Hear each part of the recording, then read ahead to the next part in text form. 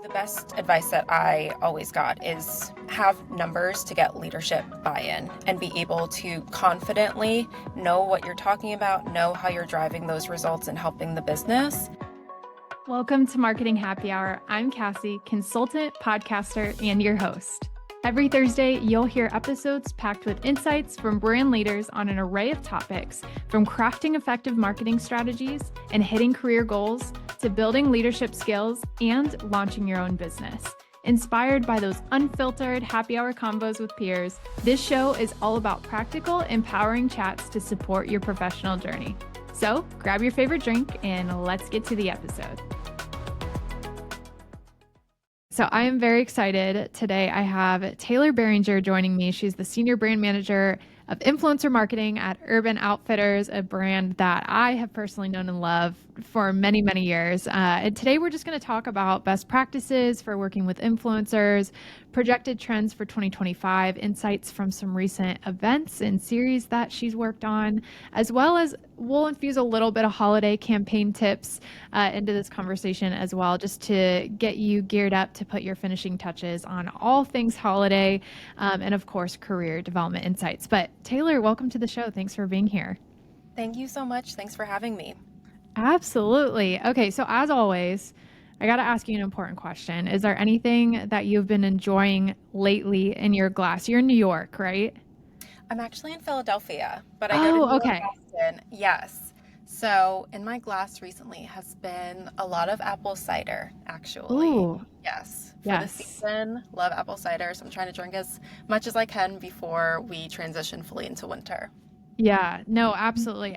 The reason I was asking about New York is because I feel like there's so many good places to get different fun drinks. I'm sure Philly too. I lived in New York for a Yeah. little bit and I never got to go over there, but I've heard great things. But yeah, cider was a big deal in New York too during this time of year. So Yeah, I I can totally see that. imagine. Yeah, we're not too far. Yeah, absolutely. Okay, so I want to hear a little bit about your journey first before we get into just this episode in general and talk through some of those strategies and tips and things. So how'd you get to this role at Urban Outfitters? Yeah, so I majored in communications in college, and then when I was thinking about where I wanted to start my career, the influencer industry was kind of on the rise, but it wasn't really an established position in most companies. So I transitioned into social media first. That was my first role out of college, was social media coordinator for a local bridal boutique. Eventually, I found myself in the D2C space. So I was working at brands like Parachute Home. I went to an agency for a little while.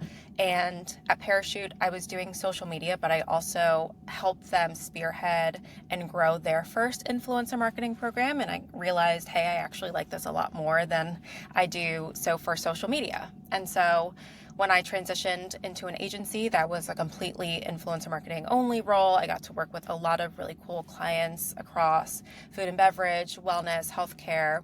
And then from there, I realized, hey, I think I want to go back in-house to a brand that I feel really passionate about, which led me to my role as influencer marketing manager at Kind, which is a sustainable skincare company. I was a consumer first, and I love that role so much. I still really love the brand. I love the founder and their mission.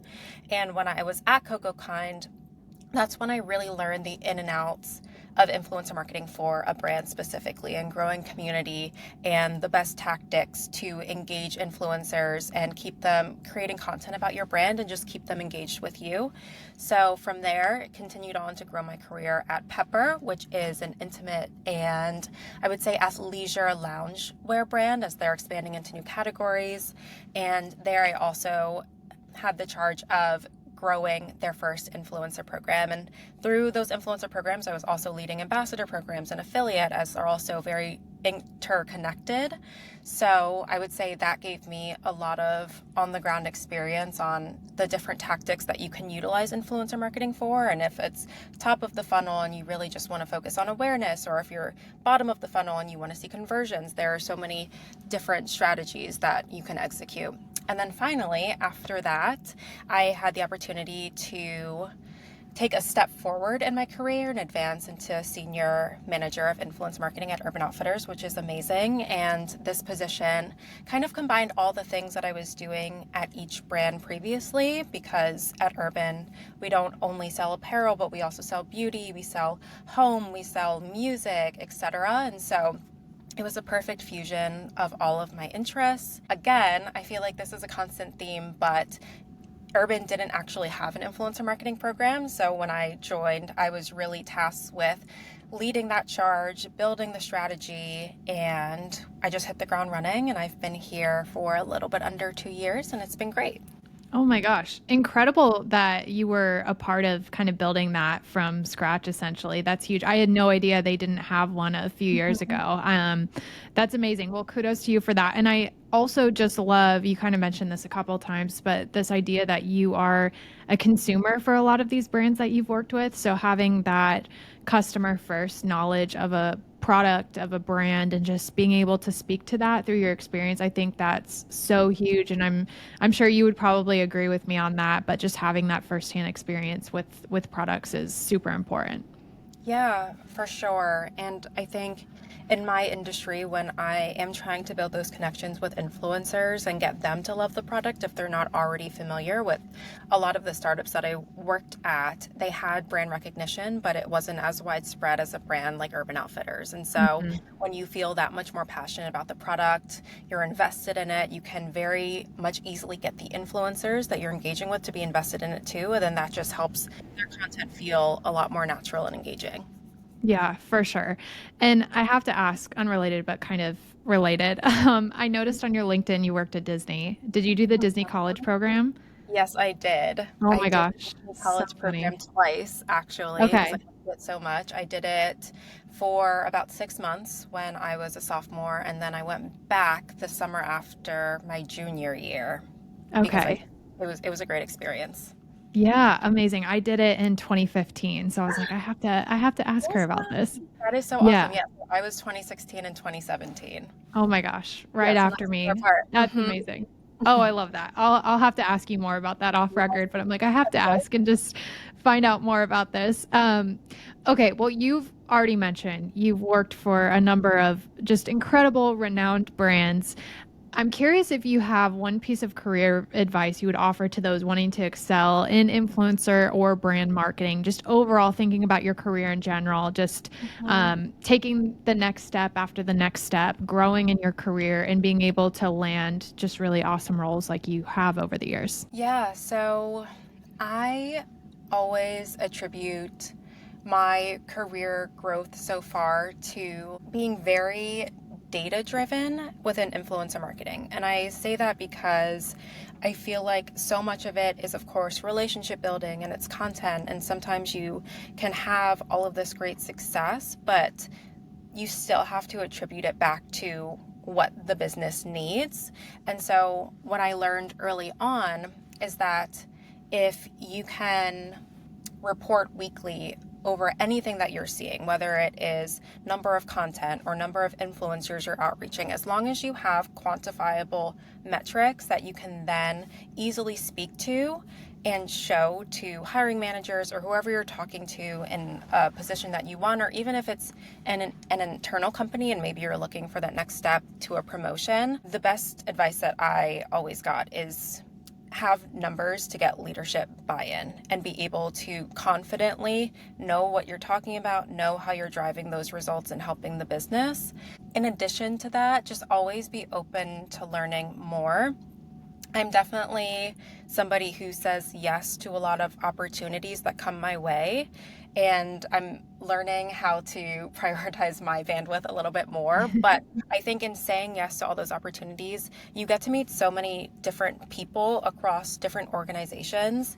And at startups, it's really easy because you usually only have about 30 people and you're working very closely. But at Urban Outfitters, we have 500 plus employees. And so one of the first things that I did here, and what I recommend everybody, is to really take those first 2 weeks of any new role and set up meetings with cross-functional partners and just ask them about themselves, what they do, if there are any pain points that they've experienced when they were working with influencer teams in the past or the process, and how you guys can work best together. Because again, you're not only thinking about your area of the business, you're also thinking about how you can impact multiple areas of the business. Yeah, related to the data conversation too, I feel like, especially early on in your career, this idea of how do you properly articulate data and like tell that big picture story to higher ups or whoever you're presenting to can kind of be difficult at times. I feel like depending on where we're at, we either overcomplicate the way that we're sharing data, like we use too much jargon or we whatever. How do you best, and again, this might be a loaded question, but how do you best kind of go into those conversations ensuring that what you're sharing is impactful, or you're pulling the right information, or you're telling a or telling a story with that information? What's the best way to kind of go about those presentations, you'd say? I would say I've experienced this a lot because even in 2024, influencer marketing is growing exponentially and there's a lot of money being invested into it. But I do think that a lot of leadership still doesn't fully understand the impact or how to necessarily utilize the influencers to see positive ROI. So I always like to paint a picture of what were we trying to achieve and what did we spend, and then what did we get back from that. So something that I always look at, and I use a platform to do this, but there are so many ways that you can also report if you don't have an influencer marketing tech stack, is earned media value. So again, we have a platform that basically pulls that number together from every piece of content that we have. And that is really beneficial for leadership to see because that is a dollar value. And so they can see if we're spending X amount and we're getting 2X back in return, then that was a good investment. I would also say if you don't have those tech stacks, looking at things that are related to growth. So maybe if you have a campaign and 1 month you're seeing 5 pieces of content, then you run an influencer campaign and now you have 25 people talking about you and that number is growing, then you can say, okay, well, this is what we can achieve with influencer marketing. We're seeing X% growth. This is how I think we can continue to scale if we book more influencers or we invest more money. And you can do the same thing with impressions. You could do the same thing if you're leaning into experiential. At the smaller companies I looked at, we would also look at site traffic. So we would look at influencer posts going live within a time span. Was there any incremental lift in site traffic or sales? So really just trying to find any avenue possible where you can attribute the things that you are doing to positively pushing forward in the right direction. It doesn't have to be every single influencer is going to drive thousands and thousands of dollars, but as long as you're seeing some growth, even if it's tiny in some aspect of impressions, engagement, content, etc., then I think that's where you should always start when getting leadership buy-in. Yeah, great advice. And kind of along that, let's say you're approaching an influencer campaign for the first time. Are there any tried and true approaches that you'd say work for any influencer campaign? I know depending on what you're trying to do with that campaign, it might vary, but anything in terms of just authenticity or any of those buzzwords that you hear that you feel like no matter how big of a buzzword they are very important for each campaign that you're approaching? Yes, so I would actually say authenticity is definitely the first that comes to mind, and that will look different for every single brand. At Urban Outfitters, working with authentic creators means that we are championing creators who express their individuality unapologetically, and they're very open with their self-expression because that is who we are as a brand. That's what we stand for. And then I would also say influencers who really care about the values that we also care about as a brand. So that is what we look at first, style, aesthetic, etc. If they're in the age range of our consumer, I would always recommend that if you're launching an influencer marketing campaign, that you not only look at the influencer themselves and make sure that they might be in the age range, but also get their audience demographics first, because they could be in the age range, but their audience demographic could be very much outside of your target consumer. So you always want to keep that in mind. And then I would also say tried and true is always letting influencers lead with creative concepting. So what we usually do whenever we pitch influencers or provide them a content brief is we go through their content, their organic content, with a fine-tooth comb, and we look at what is organically performing very well for them and how can we have them emulate that type of content, but still organically and authentically integrate Urban Outfitters into the creative. So we also do provide them examples, I would say, within the creative brief so that you can be very confident that they know exactly the type of content you're looking for, and that just decreases the amount of reshoots. You're getting content posted within a more reasonable time frame because you're cutting down on the reshoot process, and the influencers just feel better. Their managers feel better about working with you because they know that you value their organic content and what they bring to the table, and you're not forcing them to confine to whatever your brand expectations are. So I would say authenticity, and then just making sure that you have a really good grasp on creative and letting influencers do what they do best, which is create organic content and engage their audience. And I love how you related the idea of authenticity, not only to just allowing the creator influencer to infuse their personality into the content, but value alignment is so incredibly important between brand and creator. We talk a lot about career on the show too, and same with career, just ensuring that you are working with brands that you truly believe in what they stand for. I think obviously on the creator side, this is true, but as professionals too, the brands that we decide to work with is a representation of who we are as human beings. And same thing with the brand, working with an influencer and vice versa. So that is incredibly important. And so doing your due diligence is incredibly important with that, and ensuring that there is true value alignment. Is there like due diligence calls that you all are doing? Like, are you chatting with the influencer quite a bit prior to signing a campaign, or what does that vetting process typically look like for you? With any new influencers, we do typically hop on calls with either the influencer themselves, or if they're rep by a talent agency, it would be with their management team. And we just chat through what the intentions are behind the campaign that we are launching, just so that we can make sure that there's alignment between both parties. Because sometimes it does happen where you're launching a campaign and you reach out to somebody who you really love and think they'd be a perfect fit, and they say, I'm sorry, but the creative just doesn't align with what I'm doing right now. And that's totally okay. And so I think getting those questions out of the way first, especially when it is a larger, more macro influencer or celebrity, etc., and you're investing a lot of money into it, you want to make sure that there's no confusion on both ends, and both ends are getting what they mutually want to receive out of the partnership. And so I would also say with partners that we have long-standing relationships with, there isn't as much back and forth via phone. It's usually via email, but again, that's because we've already established that these are people that we have built great relationships with. We trust them, they trust us, and we can move forward with a seamless partnership without having to get that out of the way beforehand.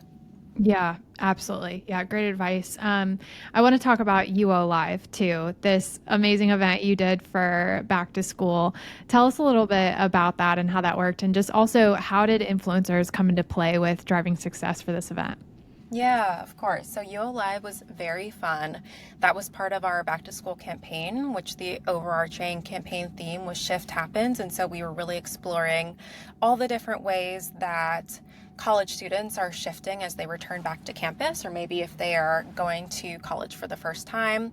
And so we held in-store performances with these artists that are really popular and resonating with Gen Z at 4 Urban Outfitters locations that are adjacent to college campuses in our key markets. So we were at Georgetown in DC, Tucson, Arizona. We were in Soho in New York, and then we were also in Athens, Georgia. We had artists like Quavo, Toa Bird, Tinashe, and the Marias. And we held these free concerts. And so a lot of our target consumer, college students, came out. It was, again, right as they went back to campus. So they were already kind of buzzing, being around their friends, a new school year. And so we just really wanted to invite them back to campus in a big way that would get them to organically engage with the brand, but then also just come out with their friends and have it be a really memorable moment. We integrated influencers to act as the host of each show. So we tapped influencers like Chris Clemens, Enya and Drew from Emergency Intercom, and then Leon on Dicky. And essentially they opened the show. They did a few audience segments, really interacted with the crowd. If the music artist had a Q&A at the end of their performance, then the hosts were the ones who were asking them the questions. And so they were really organically integrated into the entire run of show. And the reason why we centered influencers is because we know that music is so important to this consumer, but so are influencers, and they really trust the opinion of their favorite influencers, and those are the people who they are constantly being engaged by on social media. And to some extent, I feel like a lot of consumers who are Gen Z feel like they know and trust influencers even more so than they do these A-list celebrities or musicians. So we wanted to make sure that we were tapping both from a cultural perspective, and it was great. I would say the influencers had so many fans that came out. Some of them even gave them presents or flowers. They camped outside for many, many hours just to see their favorite influencers. And I think, at least for myself in my career, that was the first time that I really truly saw the full power of influencer marketing at play in an in-person experience. Because when you have events, you usually are just interacting with influencers or press, but consumer events are so totally different. And sometimes, because we're working with influencers on social content, that can feel very much like an echo chamber, just a bubble since everything's online. But when you really get out into the open and you see how many people are like crying because they see their favorite influencer or screaming their names, I think it's undeniable that this is a marketing channel that brands should be investing in, and it's at this point pretty crucial. Yeah, and it's a very 360 approach to a campaign. It's experiential, it's influencer, it's talent infusion. I'm curious, with something like that, like an experiential event and infusing influencers into that, what would you say is the brand impact? Because obviously UO was a big part of this, but how do you feel like that kind of, thinking about those bottom line conversations we were having earlier in the show, how would you communicate the bottom line value of that to someone, for example? Yes. So and as you mentioned, it was very much 360. So we had influencers appearing in editorial on the site. We had custom emails going out that had or linked out to landing pages on the website. So you could say shop Tinashe's picks or shop Enya and Drew's picks. And so we were hoping to drive consumer traffic and sales that way. And then also on the engagement front, we really just looked at the holistic number of total impressions. We looked at the holistic earned media value, what the reach of all the partners was, how much content that we got out of that. And then we also did social listening so that we could see the number of organic pieces of content that we got from our target customer.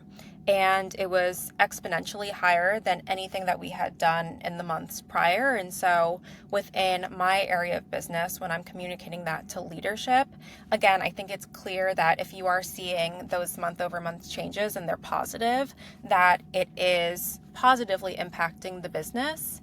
And I would also say that before you go into any influencer partnership or a large experiential campaign, to align with KPIs with leadership in advance, align on those KPIs, because they could be expecting to see sales, but maybe something is better for awareness. So going into UO Live, I had already communicated with leadership and said, hey, this is a big awareness play for us because we're inviting people to a free concert. And so it's not necessarily about sales. We're still going to try to drive conversions by having this 360 approach. But as long as we are seeing awareness metrics rise, then that was a success for us. Yeah, absolutely. And I think just ultimately, as you mentioned, there were people showing up waiting for hours to meet their favorite influencer, see their favorite artists, etc. You're tapping into this long-term memory area too. Like these people who attended, I'm sure are going to be talking about this event for years Yeah. and years to come. So it's this longevity play, and to your point, communicating that, hey, there might not be immediate sales on the day of this event, but you don't know what's going to come out of that, and just being able to tap into that human emotion and connection with someone's favorite thing in the entire world has huge lasting impact. Yeah, totally. And something that we are really honing in on this year is how are we driving connection with our Mhm. consumers? And so, with this experiential play, that was a surefire way of driving connection because they're coming out to our stores to see a performance of their favorite artist. And so, again, I think in that vein, it was successful because we are driving connection. And so, sometimes it is about what are the pillars of your brand, what are you trying to do differently? And as you said, that might not always lead to a massive uptick in sales, but it is a longer brand strategy so that you can get to a place where you are seeing those positive lifts in sales because of the great positive interaction that these consumers had at one of your events. Yeah, 1000%. I love that.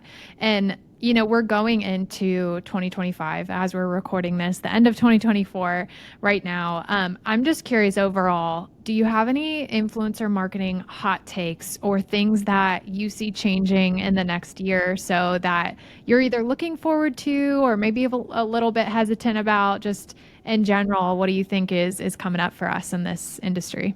Yeah, so something that has been top of mind for me and that I have seen other brands executing with a lot of success is leaning more into your community as the influencers. And I think that is so smart.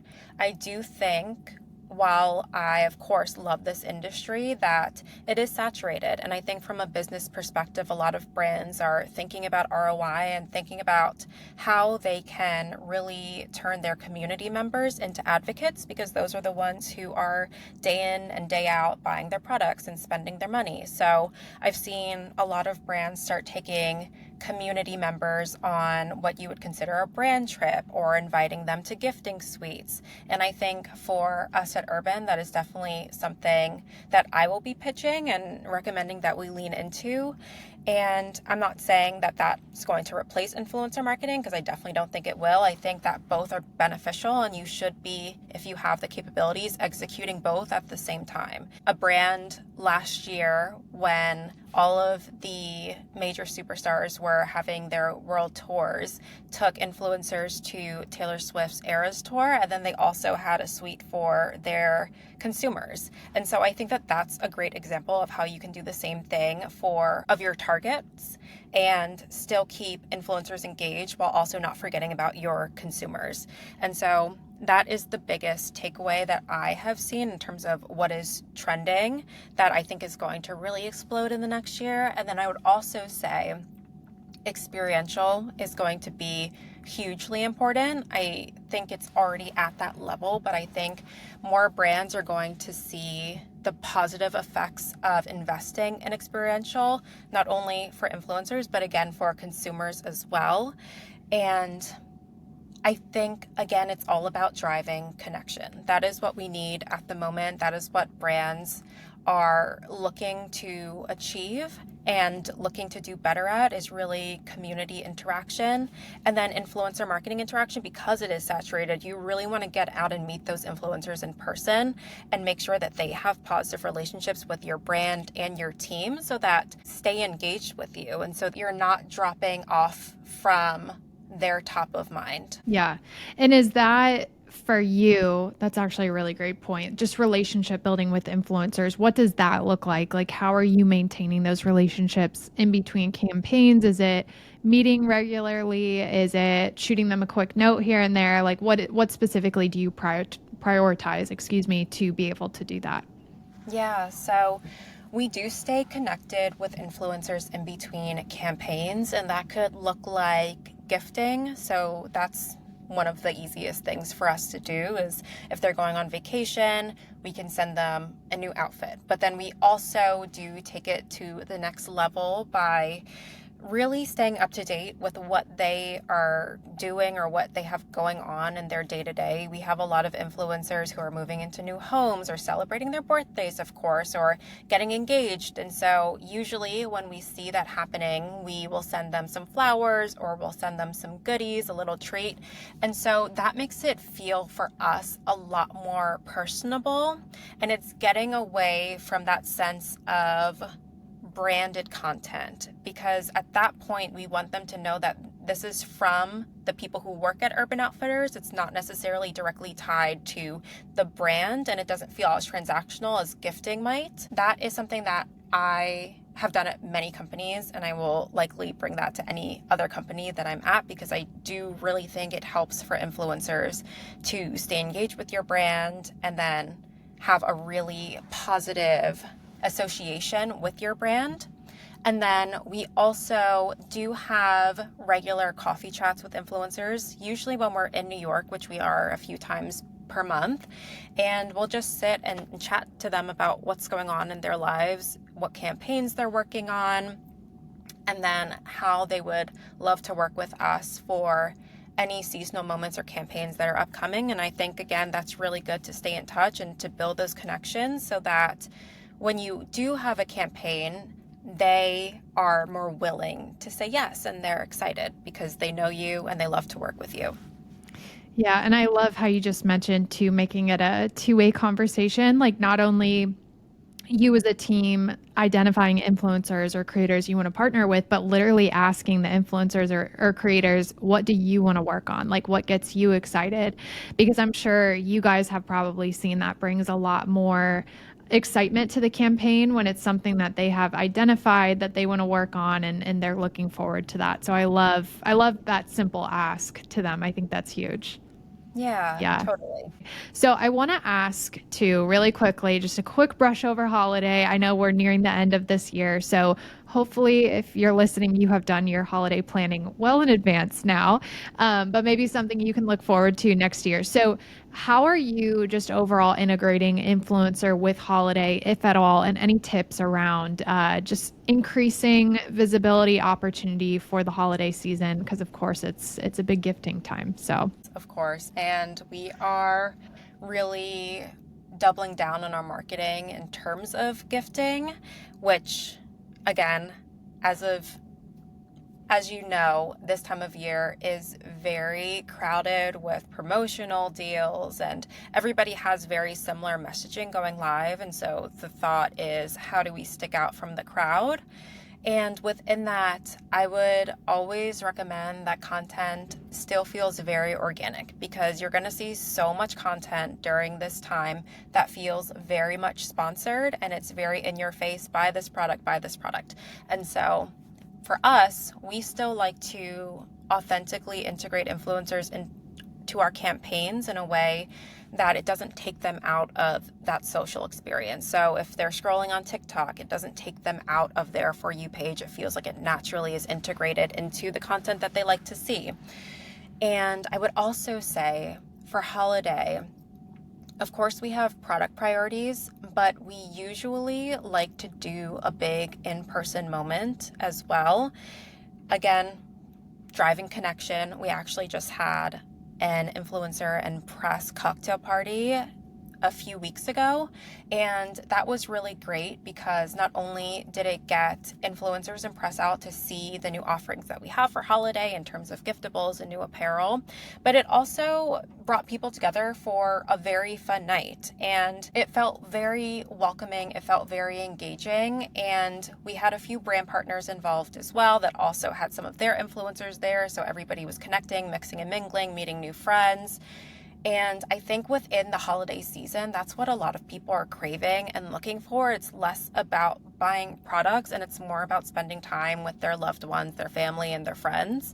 I would always recommend, if you're leaning into content, just trying to make it feel as authentic as possible, knowing your audience, and then also thinking to yourself as a consumer, as we're all consumers, what type of content entices me to buy something during this year, and then integrating that thought and that strategic process into all of your influencer campaigns.